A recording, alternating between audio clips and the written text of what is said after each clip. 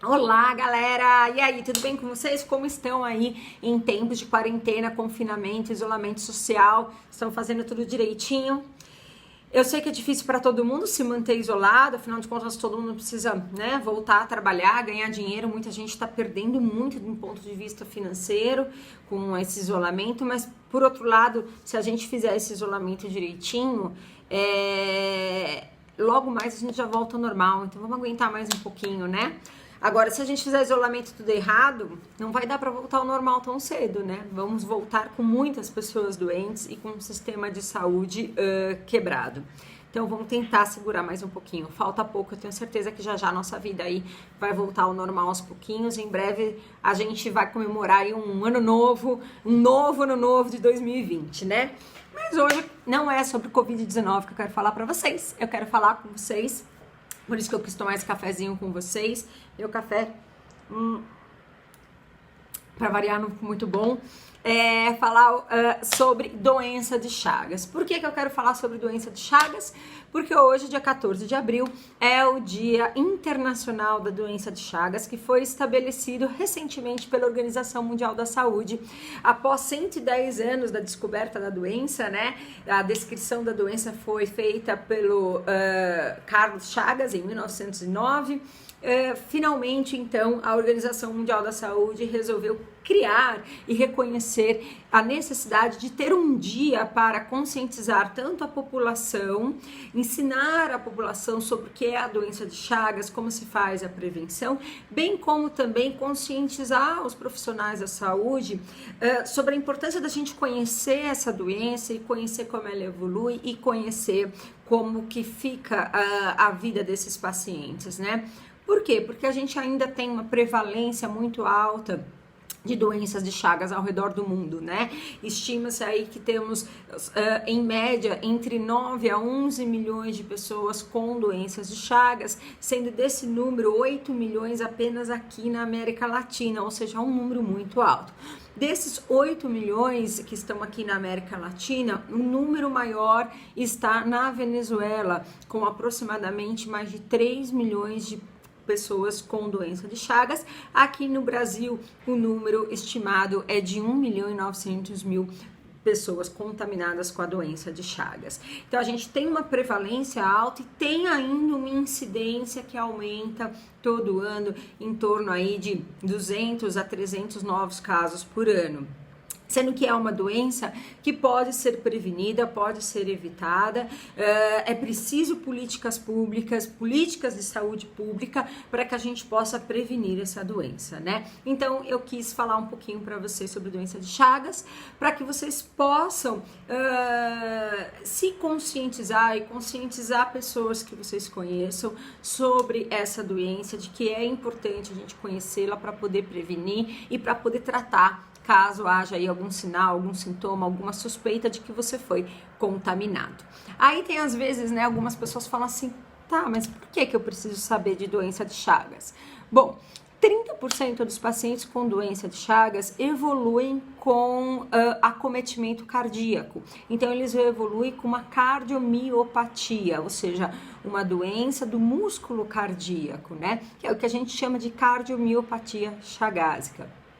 30% dos pacientes evoluem para esse quadro de insuficiência cardíaca causado por uma disfunção cardíaca, porque há áreas de fibrose no tecido miocárdico por conta da doença de Chagas, né? Eu não sei se vocês lembram, né? Mas a doença de Chagas ela é causada por conta do Trypanosoma cruzi, que é um protozoário que vive dentro de um inseto. Então, o inseto ele é o vetor da doença.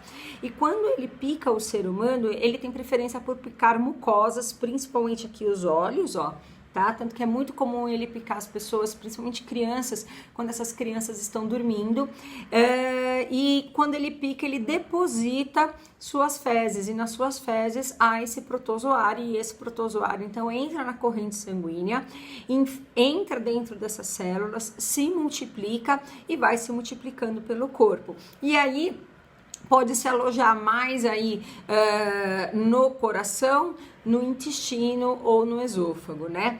E aí, na forma aguda, a pessoa pode apresentar febre, depois de uns 3 dias ela apresenta febre associada aí ao inchaço no canto do olho. As pessoas às vezes não dão muita bola, acham que é um terçol, né? Uma inflamação da conjuntiva e vai deixando. E aí, alguns pacientes podem apresentar nessa forma aguda uma miocardite, né? Uma endocardite, um processo inflamatório no coração.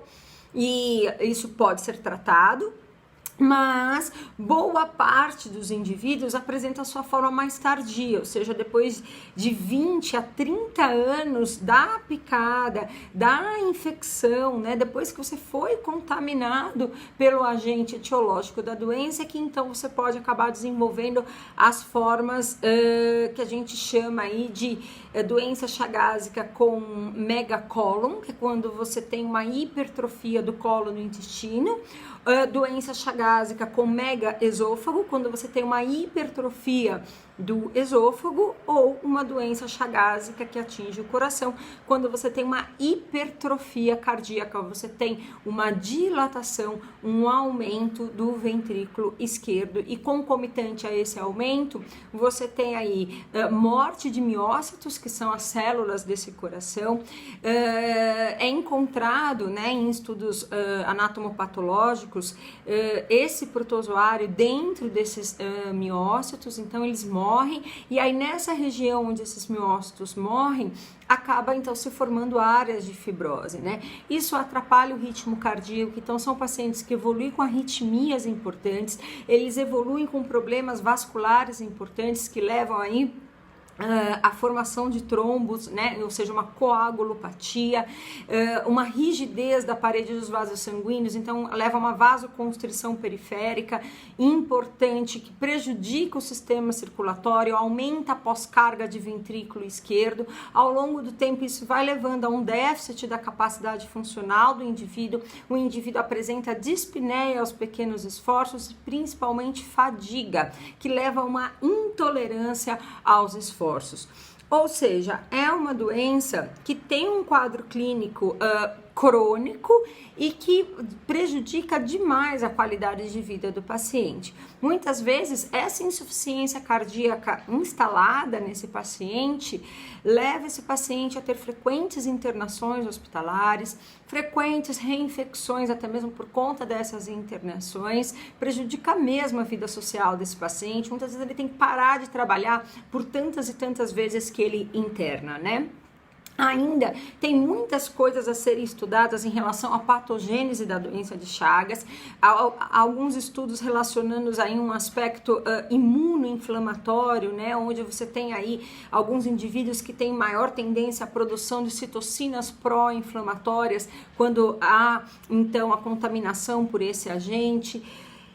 Independentemente da parte fisiopatológica, o que a gente tem é que no final esses pacientes apresentam, né, ao longo da sua sobrevivência, uma sobrevida com uma importante limitação da capacidade funcional.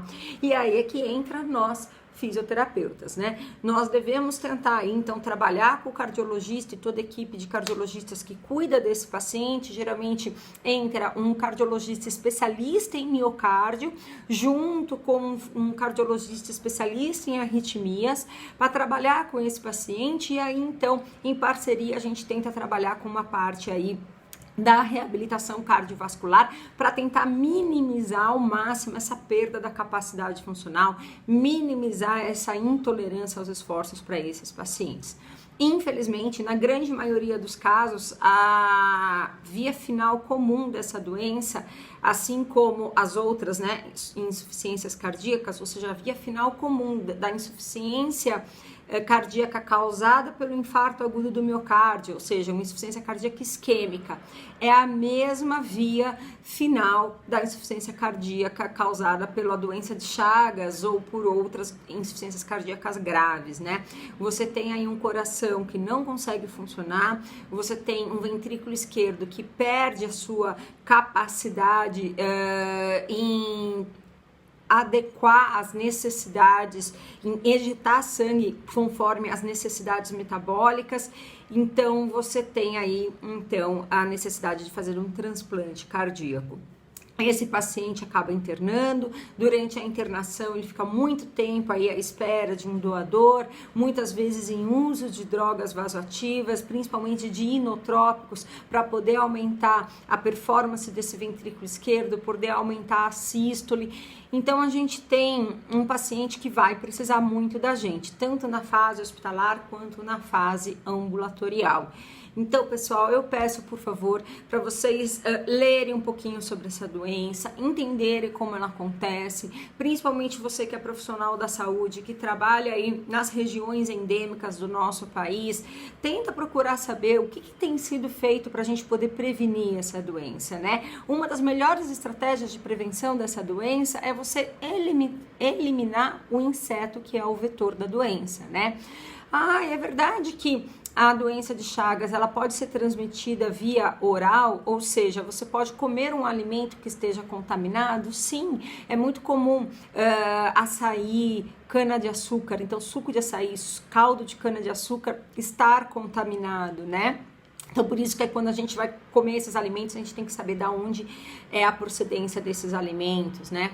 Outra forma comum de transmissão da doença é também a mãe estar contaminada e aí, então, essa mulher engravida e aí ela vai passar para esse feto durante aí o parto, né? Transfusão de sangue também pode transmitir doença de Chagas, mas o principal contágio acontece mesmo através do inseto. Então, para isso, a gente precisa pulverizar as residências das pessoas. É feita uma campanha desse tipo em diversos estados do norte e nordeste do nosso país, onde agentes de saúde vão pulverizar as casas das pessoas, principalmente aquelas casas que são de pau a pique, onde um inseto vive e se reproduz melhor, porque esse inseto aqui é o vetor. Então a gente tem que eliminar o inseto, porque é ele que carrega esse parasita que é o tripanossoma, que é o que causa a doença. Então a gente precisa aí ter essa consciência da importância de prevenir através da eliminação do inseto. Tá bom, gente? Então é isso, espero que vocês tenham gostado aí desse alerta que eu dou para vocês conhecerem um pouquinho sobre doença de Chagas, estudar um pouquinho sobre a fisiopatologia, porque aqui no Brasil vocês têm uma grande chance de, enquanto profissional de saúde, cruzarem com esses pacientes. Eu já atendi muitos pacientes na minha vida, alguns infelizmente se foram, mas muitos conseguiram se recuperar, fizeram um transplante cardíaco e estão bem. Então, vamos cuidar, vamos prevenir principalmente, mas assim que puder fazer o prognóstico precoce para poder iniciar um tratamento precoce e conseguir aumentar a sobrevida desse paciente com qualidade de vida. É esse o nosso objetivo enquanto parte integrante da equipe multiprofissional. Certo? Espero que vocês tenham gostado, se cuidem, por favor, fiquem em casa. Beijo para vocês!